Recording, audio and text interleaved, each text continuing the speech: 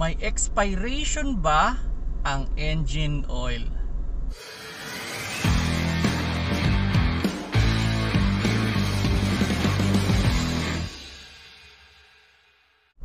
Hello mga paps, I'm Kuya Shane at mayroon na naman tayong nakitang question na related sa engine oil. At yung question niya is kung may expiration daw ba yung engine oil. Well, hindi lang nabanggit kung nasa loob na ba ng engine o nasa bote pa rin. Pero sabihin na natin kahit nasa bote yan o nasa loob ng engine, pareho yang may expiration.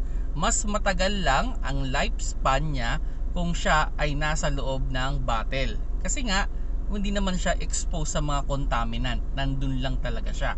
Okay, now, kung yan ay ilalagay ninyo sa loob ng engine, ito talaga, may expiration na yan. Well, depende yan dun sa oil na ilalagay ninyo. Like for example, ang nilagay nyo ay polysynthetic. Ideally, ang polysynthetic, nire-replace yan every 6 months. Okay? Kasi syempre exposed na yan sa init at lamig ng engine, aside dun sa yung mga dating oil pa na nakontaminate na siya. So maraming factor para mag-iba yung kanyang consistency. So there's a possibility na mag-expire siya sa loob ng engine ng mas mabilis. Actually naman yan 6 months, yung iba pwedeng umabot hanggang 1 year. So depende yan dun sa suggestion ng iyong manufacturer, pero ideally ang polysynthetics is every 6 months sana nire-replace natin yan. Now kung mineral naman yan, ideally yan every 3 months lang. Okay, so yun yung pinaka do sa tanong kung may expiration ba, the answer is yes. Okay, depende dun sa oil na ilalagay ninyo. Kasi ano ba yung disadvantage kung hindi nyo papalitan yung oil? Sige, sabihin na natin, marami rin nagtatanong kasi sa akin yan Sir, pa lang 1,000 kilometers pa lang yung natakbo ng oil ko, pero 6 months na siya, dapat ko na ba siyang palitan? Okay, ano ba yung magiging consequences kung hindi nyo papalitan yung engine oil? Well, there's a big possibility na pwedeng mag-cause yan ng oil sludge. So yung oil sludge, yun yung pamumuo ng oil.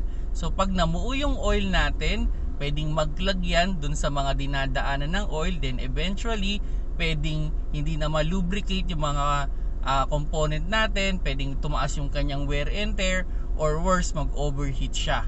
Okay, and yun, pwedeng yan ay mabali o maputol o basta kung ano pa yung mangyayari so hindi magandang wala siyang lubrication. So yun yung pinaka dyan kaya kailangan dapat pag yung oil na nilagay nating huli, yun yung ideal na pagpapalit ng oil natin. Kasi okay, isa pang question natin dyan is isa pang problema dyan is yung iba naman sa polysynthetic masyadong tiwala. Yung iba, hindi polysynthetic yung nilagay ko, kahit 2 taon na yan, okay pa rin yan. Okay, sige, sabihin na natin pwedeng okay pa rin nga. Okay? Pero ang problem dito, pag yan ay continuous ninyong ginagawa at nakabuo yan ng oil sludge, there's a possibility na yung natitipid ninyo dun sa oil o dun sa hindi pagpapalit ng oil, baka gastusin nyo rin dun sa pagpapagawa ng inyong makina. Kaya isa sa way para magtagal talaga ang inyong sasakyan, kailangan talaga nire-replace natin yung engine oil based dun sa huling oil na nilagay natin. Wag na natin tipirin yan mga paps, kasi yan na yung isa sa pinakabuhay ng ating makina. At pag yan ay napabayaan natin, pwedeng singilin tayo ng mas malaki. Kung nagustuhan nyo yung video, paki-like na lang mga paps.